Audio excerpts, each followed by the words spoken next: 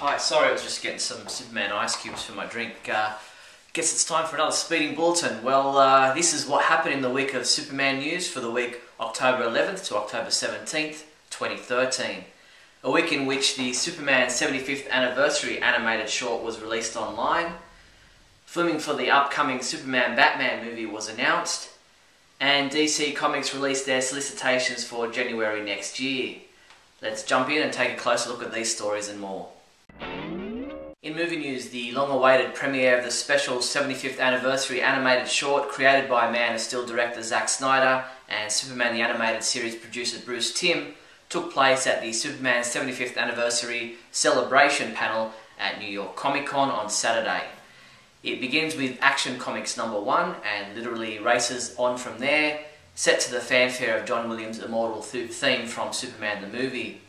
Superman flies through the Golden and Silver Ages with homages and acknowledgements to popular storylines and people such as Giant Turtle Man Jimmy Olsen and George Reeves.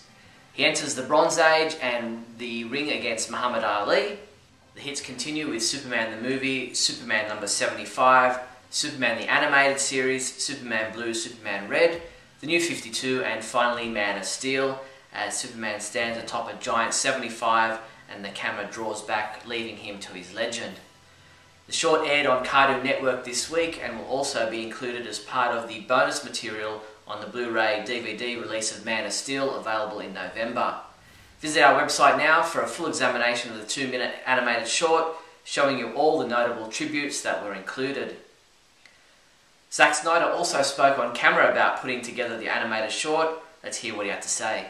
Well, it's cool to see like Jimmy Olsen, even though it's not really an Easter egg, but it's just fun for me to visit those kinds of characters. Also, I think, you know, the Andy Warhol, I think it's subtle, but I think that when you actually start like, oh yeah, that's right, that's what that's about. And I think that when we made the movie, it was really fun for me to take all the iconology that I was familiar with and take all the different characters, even from the DC Universe, that always spoke to me in regard to Superman and try and distill that all down to a particular point of view on Superman. That's an incredibly fun assignment, and I've had nothing but fun with this character and sort of with the experience I've had sort of bringing Superman to life.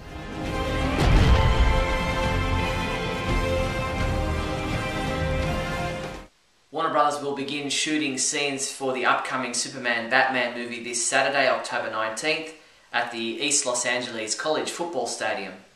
The college campus website reports that filming will take place at half-time of the game against Victor Valley College, which kicks off at 6:30 p.m, at which point the stadium will transform into Gotham City University home stadium. The stadium will be made into the backdrop for a football game between Gotham City University and their rivals Metropolis State University. Collider.com caught up with Hans Zimmer to find out if he'll be involved in the upcoming Superman Batman movie, his thoughts on Ben Affleck as Batman, and his thoughts on people comparing his Man of Steel score to the John Williams Superman score. He said, "Our movies start differently. There's no room for fanfare. You can't have a fanfare with the way we reveal this planet and reveal the birth of this child." In TV news, fans in the USA can re-watch the documentary Superheroes: A Never-Ending Battle, which aired on October 15th on PBS, online via the pbs.org website. PBS Distribution also released the DVD and Blu-ray version of Superheroes: A Never-Ending Battle on October 15th to coincide with the TV broadcast. The DVD and Blu-ray are available to order from our online store now. In comic book news, DC Comics revealed that a highly mysterious and strong new villain is set to be introduced within the pages of Action Comics #27, scheduled to be released on January 8th next year. The being that emerges from the subterranean world controls many of the monsters that live in this underground culture in the centre of the Earth. And as these creatures begin to rise, Superman will quickly learn that we are not alone on this planet. DC Comics hosted their Superman panel at New York Comic Con last Friday, where they shared new images and information regarding upcoming comic book stories involving Superman, Supergirl and Superboy. In the Krypton Returns event crossing over in Action Comics Supergirl, Superboy and Superman issues #25, Scott Lobdell told the room that the Super Family were going back in time to try and prevent the destruction of Krypton. Lobdell also added that Superboy will die at the end of the event, and from issue #26 onwards in Superboy, the story will be about John Lane Kent, the original son of Lois and Clark. DC Comics released their January 2014 solicitations this week, and we highlighted for you all the Superman related issues listed. Of special note was Superman Wonder Woman number 4, in which the secret of Superman and Wonder Woman's relationship is out and the world's reaction is mixed, but that's the least of the power couple's worries as Zod seeks to release Faora from the Phantom Zone. And Batman Superman number 7, where trapped by the Toy Master and Mongul, our heroes turn on each other. Who will save Batman and Superman if they can't save themselves? Check out the complete list of January Superman solicitations at the Superman homepage now. Superman comic books we reviewed this week included Superman Wonder Woman number 1, which was reviewed by Ralph Silver, who gave this a 5 out of 5, saying, "This is a very promising start to what should be a great new series." Superboy number 24 was reviewed by Adam DeChanel, who said, "It was good to find out Dr. Psycho's origins," and he gave it a 3 out of 5. Sean Morrissey reviewed Adventures of Superman chapter 24, saying Brainiac's plot is deviously interesting, and he rated this chapter a 3 out of 5. Smallville Titans chapter 2 was reviewed by Michael J. Petty, who said, "This story is solid," and he gave it a 4 out of 5. And T.A. Hewitt reviewed Justice League Beyond 2.0 chapter 5, giving it a 4 out of 5, saying, "The main draw of the book, at least for this storyline, is Superman, and it's not a Superman that most writers seem to be aware of." Superman comics available this week from October 16th include Adventures of Superman chapter 25 digital comic has been available since October 14th. Batman Beyond Universe number 3. Batman Superman number 4, which is available in a variant cover, a digital combo pack, and a black and white variant cover. Forever Evil number 1 Director's Cut. Supergirl number 24. Smallville Season 11 Chapter 67 digital comic will be available October 18th. Smallville Season 11 Volume 3 Haunted trade paperback. And Superman Dark Knight Over Metropolis trade paperback. Check out these new and upcoming Superman trade paperbacks, reprints, hardcovers and other publications. Michael Bailey says you absolutely must buy the Superman Dark Knight Over Metropolis trade paperback, which is available now for just $9.34. And celebrate Superman's 75th anniversary with the Superman the Man of Steel Believe trade paperback, yours for just $8.99. These and other great Superman books are available from your one-stop Superman shop, the Superman homepage online store at supermanhomepage.com/shop. In other news, DC Comics are offering many Superman-related items to raise funds to help fight the hunger crisis in Africa through their We Can Be Heroes campaign. For the last time this year, they're mobilising Justice League superheroes, creators and fans into one unstoppable force to fight the hunger crisis. Once again, they're bringing fans a mind-blowing collection of limited edition, one-of-a-kind stuff, with this week's spotlight on Superman and Batman. Look for the We Can Be Heroes page at Indiegogo.com. The Superman Celebration Fan Film Festival returns for its 7th year. Get your cameras rolling because the entry deadline is May 17th, 2014. You can download the complete competition rules and entry form from supermancelebration.net. That's all the Superman news there was for the week October 11th to October 17th. Don't forget to subscribe to our YouTube channel. I'm Steve Younis from supermanhomepage.com. Great Scott! Great Scott! Great Scott!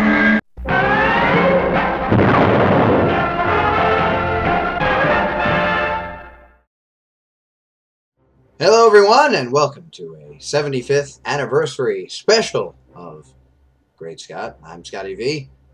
Thanks for watching. What I'm referring to is that this past Monday we saw the release by, I guess, EW Online, Entertainment Weekly Online, of the 2-minute animated short produced by Zack Snyder and Bruce Timm. And you can go to the Entertainment Weekly website and view it if you haven't already, in honor of the 75th anniversary of the Man of Steel.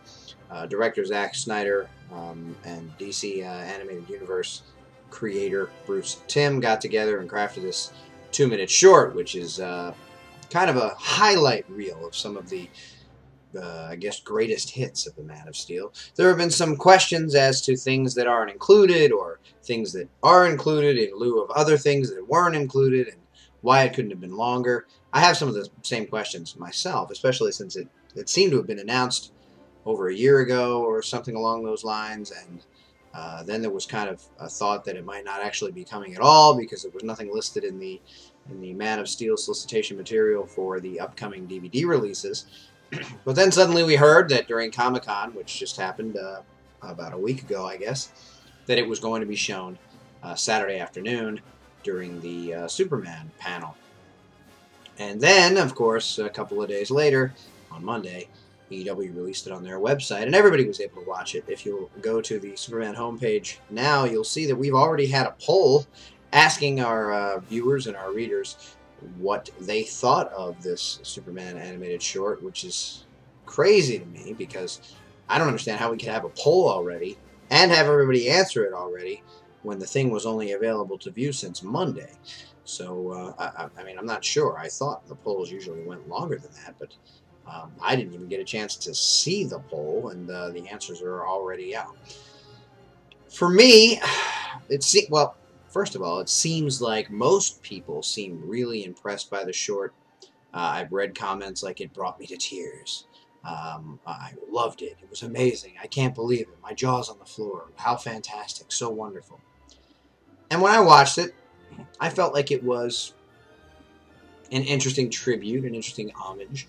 It was fun to watch. I liked seeing many of the incarnations of Superman in animated form. You know, back when I was younger, I was very interested in seeing an ongoing cartoon series based on Christopher Reeve and the Christopher Reeve films, which I guess we sort of got with the one from the 80s. I don't know if that's the Filmation one offhand, but didn't last very long. Didn't even last a season, but I liked it. It had the John Williams score, and it kind of had.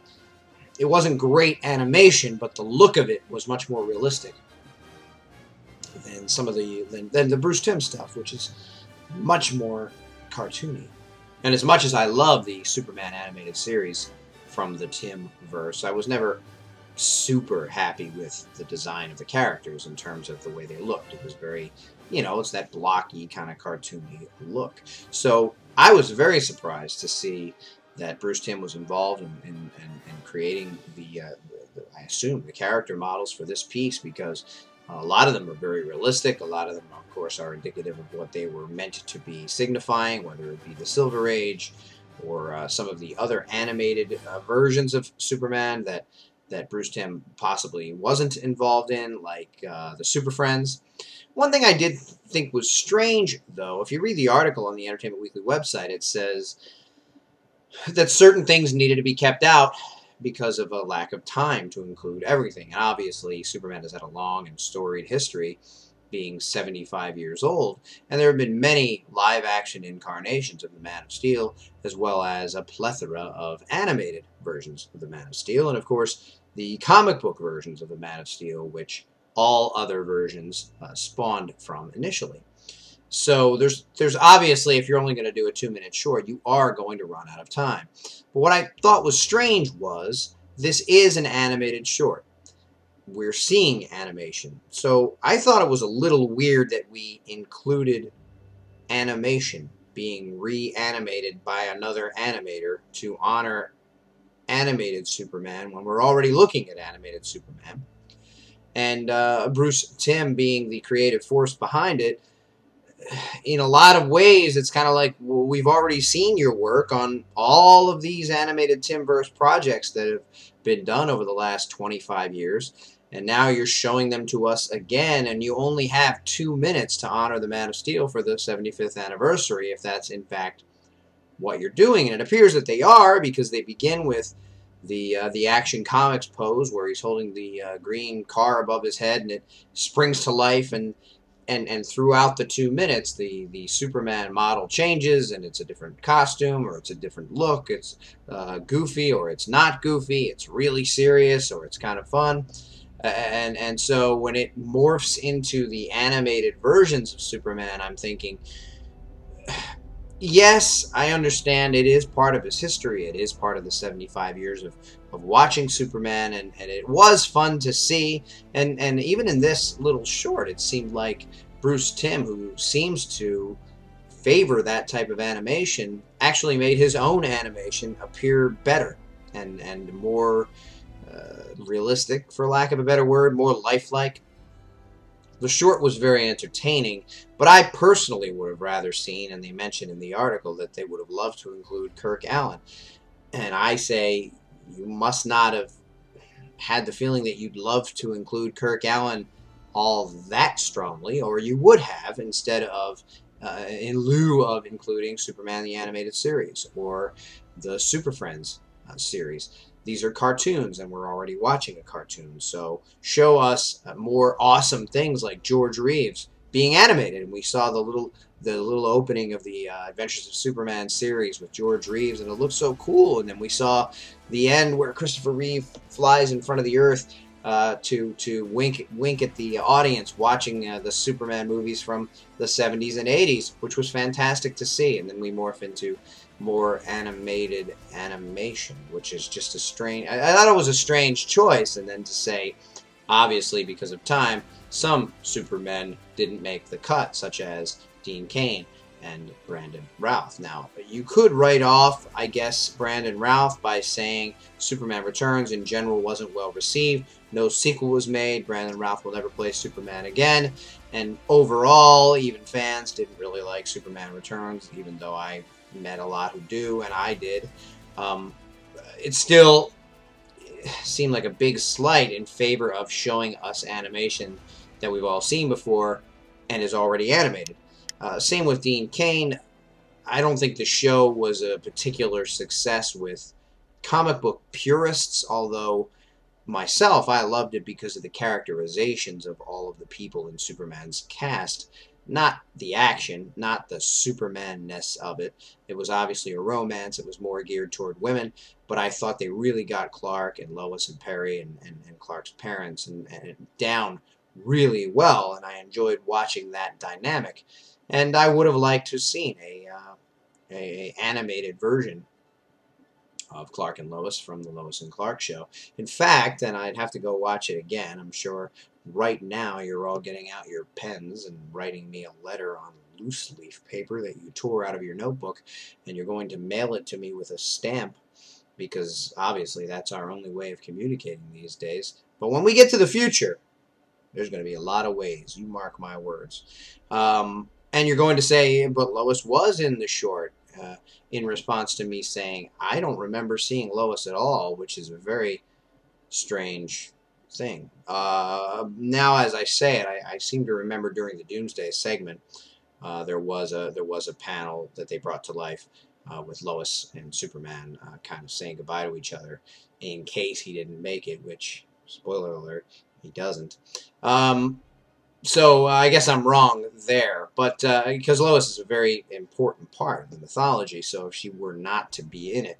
And then there was a scene where they included Beppo, the super monkey, and I think Comet was there, and Crypto, which I guess is okay, and Streaky, and there was a Supergirl and Superboy, and I guess that was part of, the super team was part of the whole death and then resurrection thing. But if it's supposed to be, and those are part of Superman's history, but if it's supposed to be honoring Superman and the many various incarnations thereof, and you couldn't include Kirk Alyn or Dean Cain or Brandon Routh because you didn't have time, it seems like, and I love Supergirl and Superboy, but it seems like including all those characters and Comet the Superhorse and Crypto and a monkey that has a cape, it seems like you took time to use those as opposed to possibly covering. And it depends on what you're going for. If what they wanted to do was kind of make a sweeping cover of all the different types, which is what it seems like, maybe they felt like it was okay to not include those actors,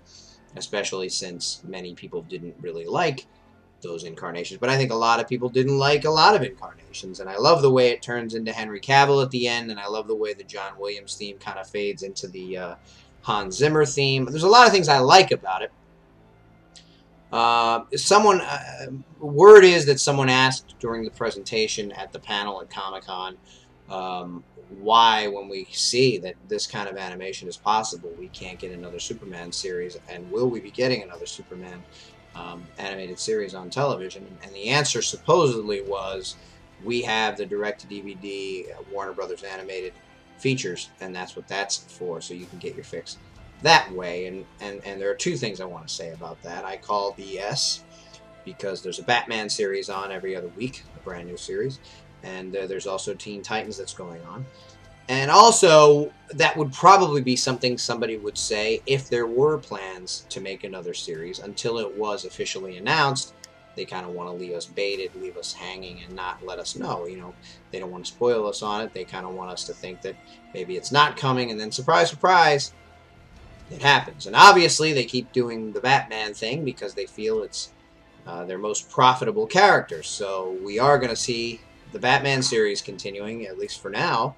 I don't think there's any reason why we shouldn't attach a Superman series to that as well, especially if they like it and it's going well and they have good ratings. Why not have kids start to watch a Superman series too? And I know a lot of people want to see other characters, and they tried Green Lantern, and I thought that was doing pretty well, but then it was unceremoniously pulled along with Young Justice. So who knows what's going on? But I certainly hope we get an animated series, and I've been saying pretty much all my life that I would like to see more comic book styled animation, and I know it's very expensive and it takes a long time, and to make them more realistic looking it's not very time efficient when you have to get out a show. But based on Justice League Unlimited schedule and based on even Young Justice schedule, they do 2 episodes or something, and then there's 8 months off, and then they do 5, and then there's 2 months off. So, I mean, they seem to be able to use the time however they want to. So I really think, and you know, having said that, I can see where the direct-to-DVD animated features do kind of handle that urge, although some of that animation's been questionable as well. Some of it's been real good. So I don't know. I mean, you see something like this and you go, a lot of things are possible.